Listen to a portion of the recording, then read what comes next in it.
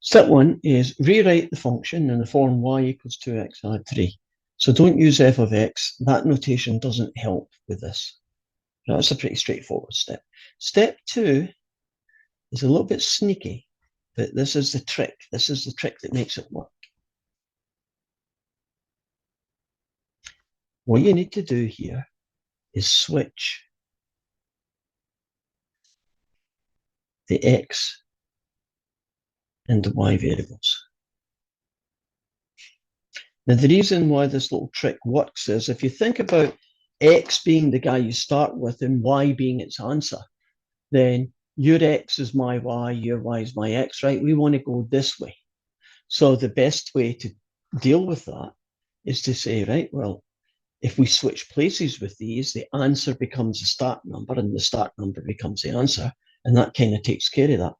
Now, once you've done that step, which is guaranteed, you do it every time, you then come to step three. And in step three, you are going to solve this for y. In other words, rearrange it so that eventually you get y equals. And we're going to use a technique that I have a made-up name for. It's called as long as you do it to both sides, it's okay rule. So I'm going to subtract 3 from both sides. And then I'm going to divide both sides by 2. So essentially what I'm doing here is solving for y.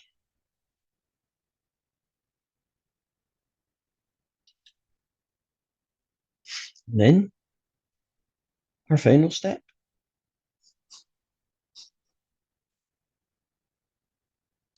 This guy here is your inverse function. So f inverse of x is x take away 3 over 2. And that's it. Well, of course, it's a very simple example, but that's essentially what we're going to be doing. And suppose we make things a little bit uglier, a little bit messier. Suppose I do 4 take away x cubed. So step one, call it y equals. Step two, switch places. Step three, solve for y. Right? I want to get y on its own. So the first thing I would do is subtract 4 from both sides. And that negative's a bit of an awkwardness. So I'm going to multiply both sides by -1. There. And now to get rid of a y cubed, I am going to take the cube root of both sides. I now have solved for y. In step 4, you can now write down what the formula for the inverse function is. And if you had time, you could check that this interacting with that does in fact work. You get x, and if you switch places, you still get x. So let's try it a little bit more. Suppose you get a function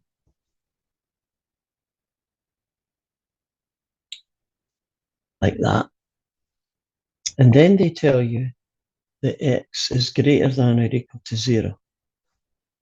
And you might think, why are they telling me x is greater than or equal to 0?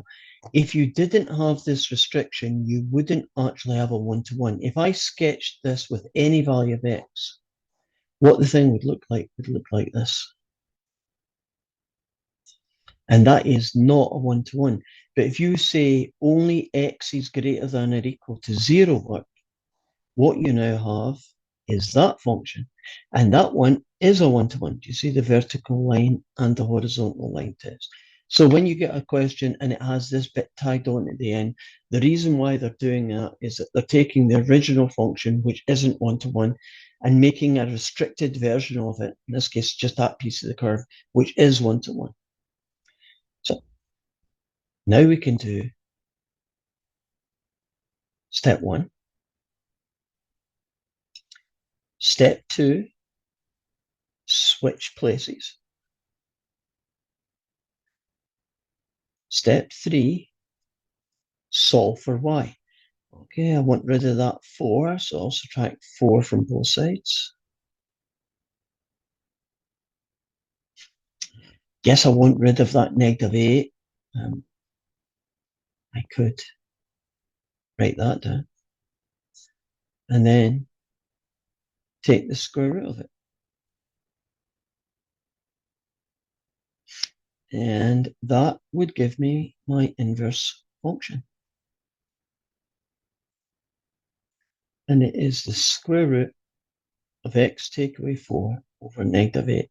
Now, strictly speaking, that is correct, but it is kind of bad form. By that I mean it looks kind of weird. It's not usually a fractions with -8s on the bottom. It just doesn't look at all pretty. So let's see if we can fix it. Well, if I multiply the top and bottom by a special version of 1 called -1, what I get in the bottom is 8, which is much nicer. And if you multiply these two guys, I get -8 plus 4, which is quite nice. And I think that's even nicer. So the better version, better looking version of the answer would be that guy. There's your inverse function.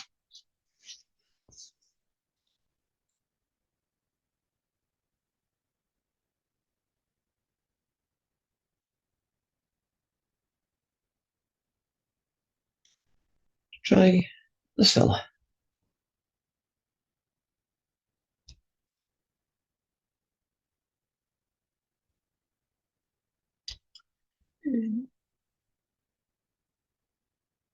Technically speaking, you would have to have, well, you don't really need the restriction in that, because when you sketch it, it just looks like that, which is clearly 1-to-1. So I guess it's good. So step 1, y equals. Step 2, switch places.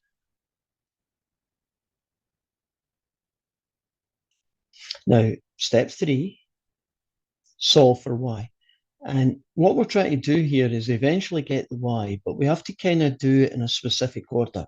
You have to get rid of, for instance, the square root first. To get rid of a square root, you square both sides. Then you would get rid of the 6. And last but not least, then you get rid of the 2. And so now we have isolated our y, we solve for y. And so our inverse function is that guy.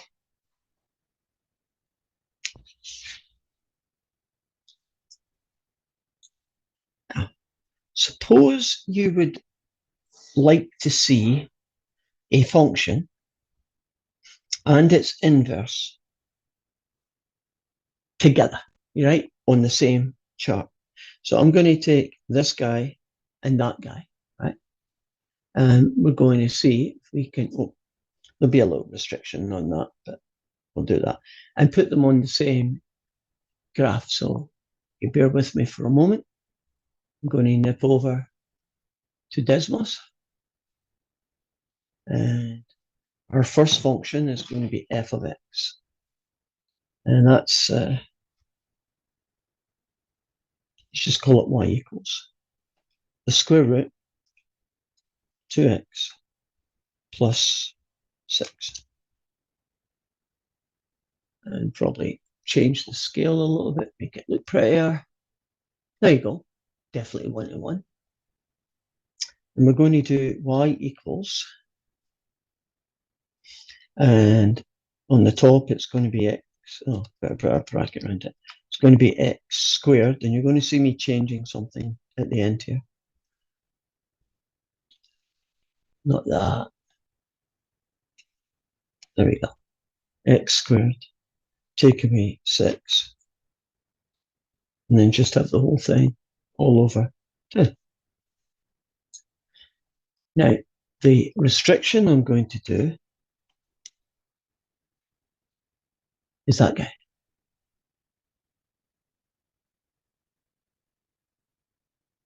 And bear with me for a moment.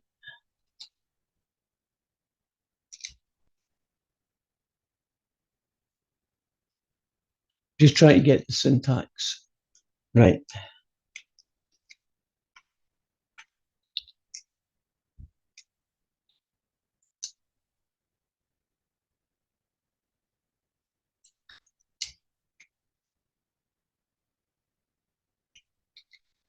If that works. No. Okay, we got an issue here.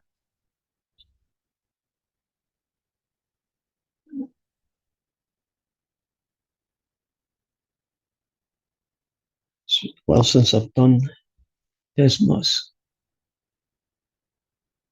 see what it tells me.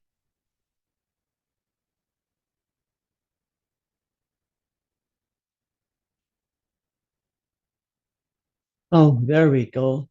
I just needed to do that. See this little guy at the end? I'll try and separate him from the curve. It shouldn't make any difference. There we go. Do you see that the original curve and the blue curve are both one-to-one? If I only did the original function,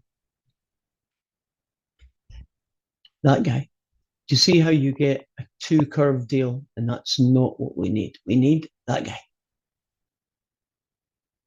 Now, visually, you can actually check if a function and its inverse are correct. What you do is you put a third line in called y equals x. And I don't like that color, so let's pick black. There we go. Make it dotted even better. Make it dashed. There we go. That line that I just drew, the black one, is the diagonal line y equals x. If you draw a function and its inverse, y equals x is an axis of symmetry, right? So this purple guy, if you reflected it in the dotted black line, it would turn into the green guy, and the green guy would turn into the purple guy.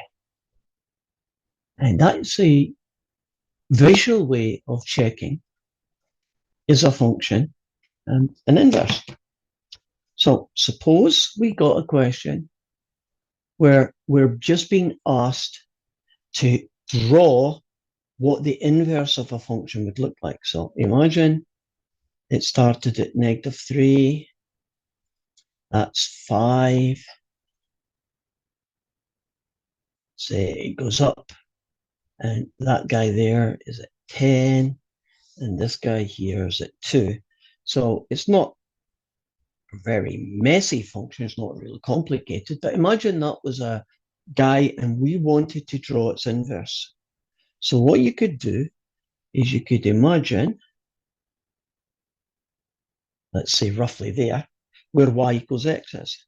Now, my scale is horrible. The x's are different sizes from the y, so that makes a distortion. So what I'm going to do instead is I'm only going to focus on these 3 points. This point here, for instance, this one here, has coordinates -3, 0. This one here has coordinates 0, 5. And this one up here has the coordinates 2, 10. So that x gets you this y, that x gets you this y, that x gets you this y. Then all you do is switch places. So -3, 0, right, becomes 0, -3. And 0, 5, if you switch them, 1, 2, 3, becomes 5, 0, right? So that guy there, for instance, is 0, -3.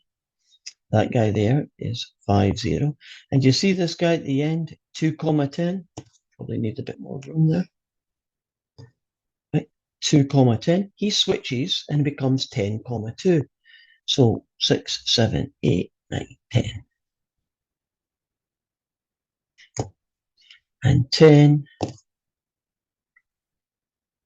10, 2 is about here.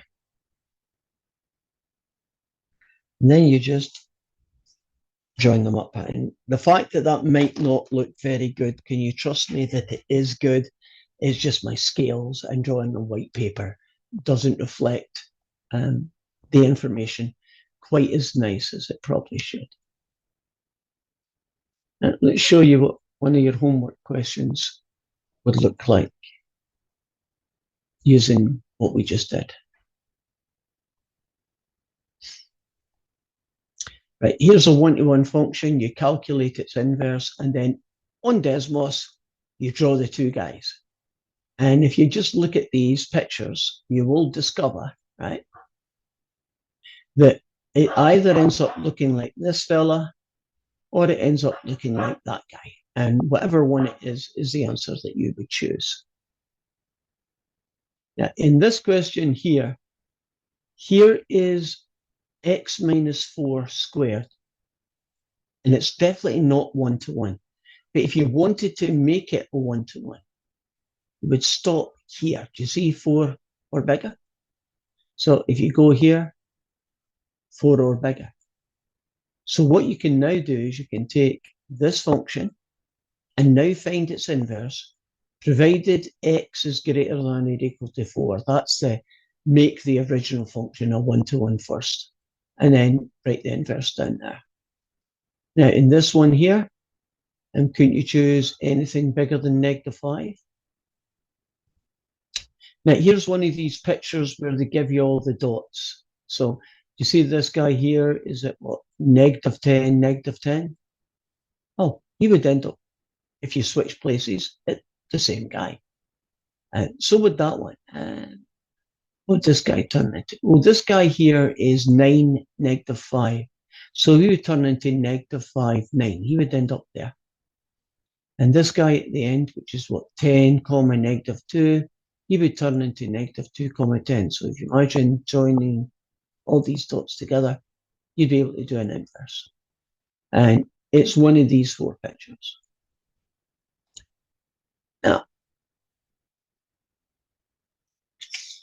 let's do another inverse function. But this time, we are going to make your life really difficult. Doesn't look like it's really difficult. But trust me, finding the inverse of this function is a lot harder than any of the others we've done.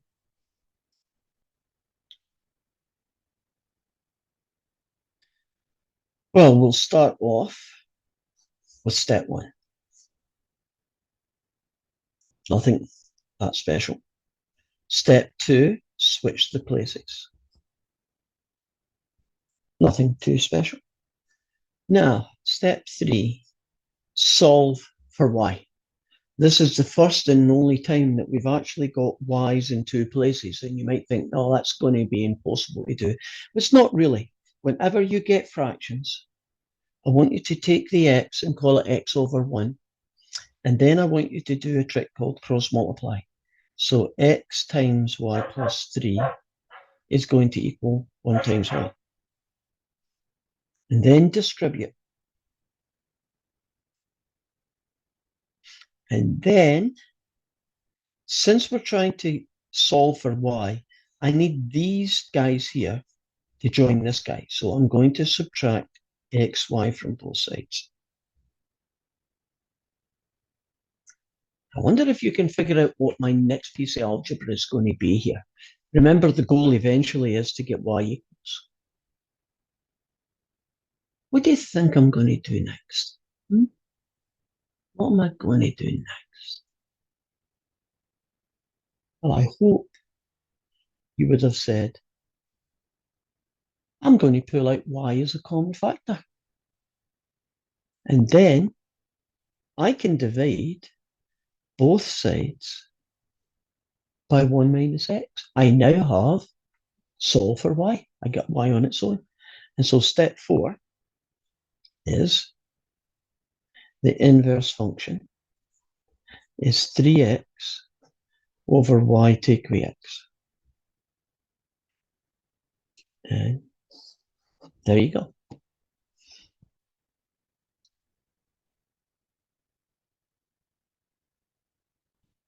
Now, there are 3 more questions.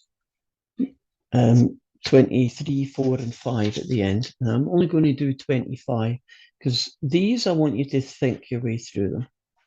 So we have a formula to calculate Fahrenheit. when you know the temperature, right, in that format, right? So what we're going to have to figure out here in a moment, just getting myself set up here,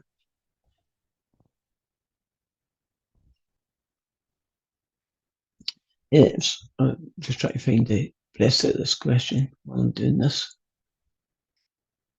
Get into the right version of it.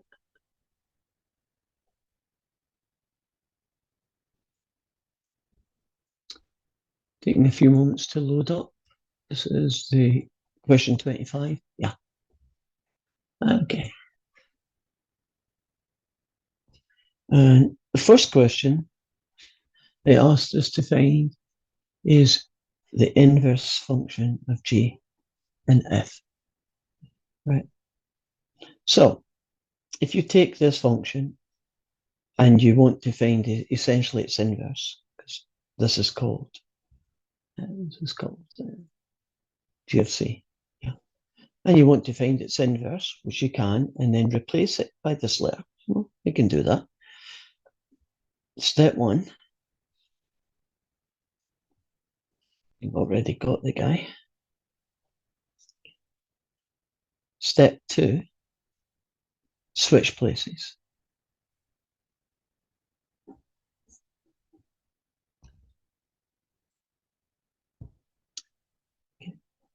Now, if you subtract 32 from both sides,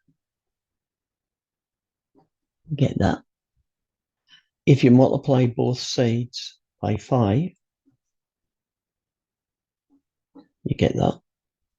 If you divide both sides by 9, you get that. So I have F is equal to this guy. And now, a little bit tricky, but essentially they're asking us to plug F in there. So if you want to find G inverse of F, rather than what you typically would do would be that, you would be looking at 5, C take away 32, whoops, F take away 32 over 9. That's question A. Question B says, what does G inverse represent? Well, it represents, right, what the temperature in Celsius would be for a given temperature